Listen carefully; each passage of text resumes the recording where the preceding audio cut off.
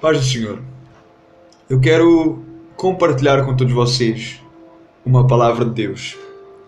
Quando o apóstolo Paulo ele escreve então à igreja de Gálatas, nós vamos ver que o seu principal objetivo era defender a liberdade cristã contra a oposição ao ensino do judaísmo.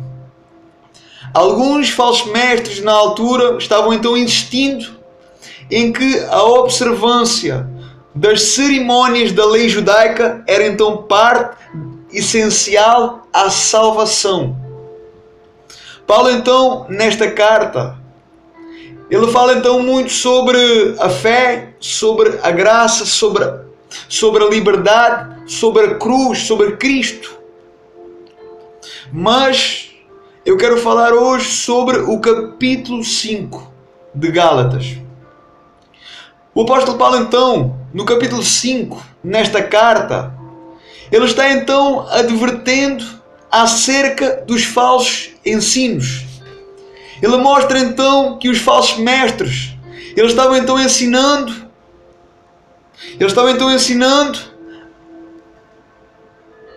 ao povo a usar mal a liberdade. Nós vamos ver que Gálatas, eles tinham recebido Cristo, eles tinham recebido então a fé, eles tinham recebido então o Evangelho. Porém então os falsos mestres, eles estavam então trazendo a lei sobre o povo. Eles estavam trazendo então a obrigação ao povo de guardar toda a lei e de se sujeitar então à lei judaica. E Paulo então nesta carta, ele está então exortando eles a não darem ouvidos aos falsos mestres, a não voltarem então atrás, a não olharem para trás, a não pôr então sobre si jugos que eles não poderiam então aguentar. E o apóstolo Paulo então, ele alertou, o apóstolo Paulo, ele deixou bem claro que se eles fossem então seguir a lei, se eles então fossem olhar para trás, isso significaria então o fim para eles, pois significava então que eles teriam que obedecer e guardar não somente o que lhes iria conver, mas teriam então que guardar toda a lei judaica. O apóstolo Paulo, ele foi mais longe, mostrando então que para esses que iriam então olhar para trás e voltar então à lei, que estes então eles estariam fora de Cristo, que eles estariam então separados de Cristo, porque a lei era como então um guia. A lei então tinha o propósito de guiar então o povo, de conduzir o povo então até Jesus Cristo.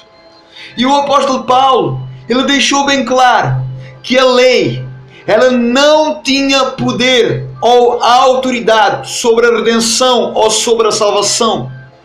O apóstolo Paulo então, ele deixou bem claro que a lei, ela trouxe maldição àquele que desobedecia ao desobediente, mas que o próprio Jesus Cristo, ele redimiu então o desobediente lá na cruz do Calvário. Então o apóstolo Paulo, ele estava mostrando então aqui ao povo de Gálatas o erro que era então eles olharem para trás, de renunciarem então à fé em Jesus Cristo. E isso então significava retroceder ao legalismo, à lei, ao judaísmo. Paulo então, ele disse que estes iriam perder a maior bênção da sua herança como filhos de Deus e estariam então voltando ao cativeiro, o que significaria então a rejeição a Cristo, o que significaria então que com isso eles estavam negando e rejeitando Jesus. Significava então que a sua visão, que as suas obras estavam então regressando à lei, ao judaísmo, o que negava então o sacrifício de Jesus, o que negava então, rejeitava e tornaria então em vão o que Cristo fez no Calvário há 2000 anos atrás, onde então eles iriam perder a sua liberdade espiritual, a liberdade então em Cristo Jesus, e então iriam voltar ao sacrifício, negando então o derradeiro sacrifício de Jesus. O apóstolo Paulo então também alertava neste capítulo para aqueles que usavam a liberdade de Cristo para alimentar a sua carne, para alimentar então o seu eu, o que significava então que há liberdade em Cristo, e essa liberdade ela nos garante a redenção, e essa liberdade então ela nos garante a salvação, mas ela também nos chama a viver em novidade de vida. Ela também nos chama a viver, a morrer para o mundo, a sepultar o nosso eu, a sepultar a nossa carne. Essa liberdade ela é espiritual e não física. Não podemos simplesmente então andar com Cristo, mas também andar e alimentar a nossa carne, o nosso eu, as nossas próprias vontades, seguindo então as nossas próprias concupiscências. O apóstolo Paulo ele explica que nós devemos, que nós precisamos andar em espírito e não satisfazer as nossas necessidades da carne, as necessidades então dos nossos olhos carnais ou da nossa mente carnal. O apóstolo Paulo então ele deixa bem claro que a carne ela não tem nada a ver com o espírito. Na verdade, nós alimentamos a carne ou nós alimentamos então o espírito. É impossível então para os dois andarem de mãos dadas, ou satisfeitos, ou juntos. O apóstolo Paulo então nos mostra que as suas necessidades, que a necessidade da carne e do espírito são diferentes. São diferentes uma da outra. O apóstolo Paulo então ele nos mostra que as duas, elas travam então uma grande batalha. O apóstolo Paulo então aqui ele nos mostra que a carne ela deseja ou necessita então o contrário do espírito, aquilo então que o espírito nega ou rejeita, assim como o espírito que se opõe a tudo aquilo que tem a ver com a carne, rejeitando e negligenciando a carne e a vontade da carne. Então o apóstolo Paulo ele resume isto dizendo que a carne e o espírito opõem-se então um contra o outro, para que nós não façamos então o que eles querem. O apóstolo Paulo então aqui, ele está falando que há então uma luta constante. Há uma luta que não para. Há uma luta então que não cessa.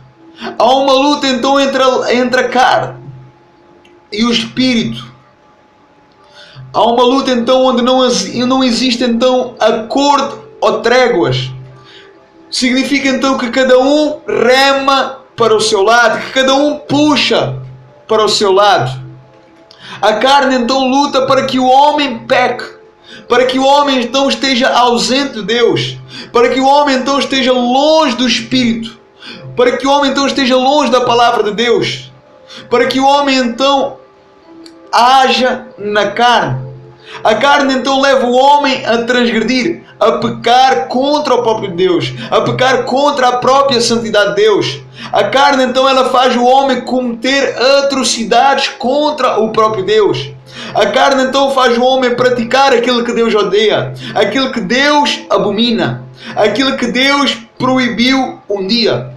E o Espírito então ele nega as obras da carne, porque foi da carne, da vontade, que o pecado então foi gerado. Foi da vontade que o pecado foi gerado.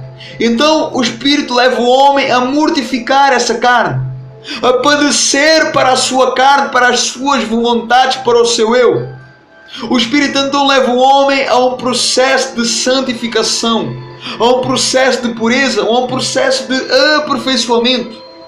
O Espírito então leva o homem a uma necessidade, a um constrangimento, a um desejo então de estar e permanecer na presença de Deus, de viver então de acordo com os ensinamentos de Jesus, de viver então para agradar e glorificar a Deus. O Espírito então leva o homem a viver então em submissão para com o reino de Deus. Por outras palavras, o apóstolo Paulo então ele diz que as obras da carne, elas excluem então o homem e nos levam então para longe do reino de Deus, porque as suas práticas, elas são ofensas contra Deus, para com Deus. Elas são então abominações para com Deus. Porém, irmãos, as obras do Espírito, elas manifestam o fruto do Espírito. Elas revelam então uma pessoa transformada. Elas revelam então uma pessoa vivificada. Elas revelam então um caráter regenerado, um coração passivo, um coração contrito, uma mente transformada e moldada em Cristo. Onde então as suas obras são seguidas por ensinamentos de Cristo, o autor e consumador da fé. Manifestando então uma vida cristã, uma carta viva pela terra. O apóstolo Paulo então ele termina dizendo que os que pertencem a Cristo, eles não vivem mais para a carne, eles não vivem mais para alimentar a carne, mas sim para o Espírito, para alimentar o Espírito. Mas atenção, isto não quer dizer que a pessoa ela não falhe, isso não quer dizer que a pessoa não peque, isso não quer dizer que a pessoa não haja na carne, por vezes, porque a verdade é que enquanto o homem está nesta terra, isso significa então que o homem ele está sujeito a errar. Isso significa então que o homem ele está sujeito a pecar. Uma pessoa salva não é aquele que não erra, não é aquele que não peca, mas é sim alguém que por vezes falha, que por vezes peca, que reconhece então a sua limitação, a sua fraqueza, a sua impotência. Mas é alguém que peca e que chora por isso. Alguém que peca e que chora pelo seu erro, por pecar. É alguém então que não está livre do pecado, mas que não vive mais para o pecado, mas que a sua vida ela é direcionada e guiada por Deus, através do Espírito Santo, através do Espírito da verdade, e que tem então a santidade de Deus como estilo de vida, que luta então contra o pecado, contra a sua própria carne diariamente, ou seja, uma luta diária contra a sua carne, alimentando o seu espírito e andando segundo Cristo quer, segundo a vontade de Deus. O que significa que nós temos então duas escolhas: andar na carne, ceder então à carne, sabendo então que nós estamos indo então contra o próprio Deus, ou então andar no Espírito, ceder e dar então um livre acesso de nosso coração, mente e olhos ao Espírito de Deus, dar então a liberdade a Deus de nos moldar e de nos transformar segundo a sua vontade e segundo então o seu propósito, sendo então que andar em Espírito é andar não contra Deus, mas andar por Deus e ser direcionado por Deus. Então, no capítulo 5, nós temos aqui um capítulo recheado de verdades espirituais, de verdades então bíblicas, que nós precisamos então urgentemente de entender e de viver e de pôr em prática. Não precisamos de leis, nós não precisamos de voltar ao passado, nós não precisamos de voltar ao judaísmo. Nós precisamos olhar ao nosso redor e entender o que é graça de Deus. O que a graça de Deus então ela quer de nós. O que a graça de Deus ela significa para nós. Que ninguém então nos engane com falsos discursos ou com bonitos discursos, mas que a palavra de Deus ela seja então o nosso alvo, que a nossa base, que o nosso padrão, que seja Jesus então o nosso alvo, que Jesus então ele seja o centro das nossas vidas, que esteja no centro das nossas vidas, que nós possamos então nos firmar em Cristo na rocha, que nós possamos então nos firmar, nos basear em sua palavra, em seu reino, Que nós possamos então estar enraizados na palavra de Deus, nas Sagradas Escrituras. Que nós possamos então ser homens e mulheres estudiosos, que seguiam pela palavra de Deus, que seguiam na Bíblia, que seguiam então nas Sagradas Escrituras, e não naquilo que o homem fala, e não naquilo que a própria religião fala, naquilo que o próprio sistema religioso fala. Que nós possamos então ir para a Bíblia. A palavra de Deus fala, João 8:32, que conhecereis a verdade e a verdade vos libertará. Nós precisamos ser libertos dos jugos da lei, e nós precisamos entender e viver e entender o que é graça. Que nós possamos então ir para a Bíblia, porque a palavra de Deus ela tem, e ela mostra então o verdadeiro e o derradeiro propósito de Deus para as nossas vidas, para cada uma das nossas vidas. Que nós possamos entender, que o Espírito Santo ele possa falar a cada coração, em nome de Jesus, e que nós não venhamos nos desviar dos propósitos eternos, mas que nós possamos nos guiar e nos fundamentar na palavra de Deus, que ninguém nos engane, em nome de Jesus. Que o Senhor Jesus possa abençoar cada vida poderosamente e ricamente, em nome de Jesus. Amém.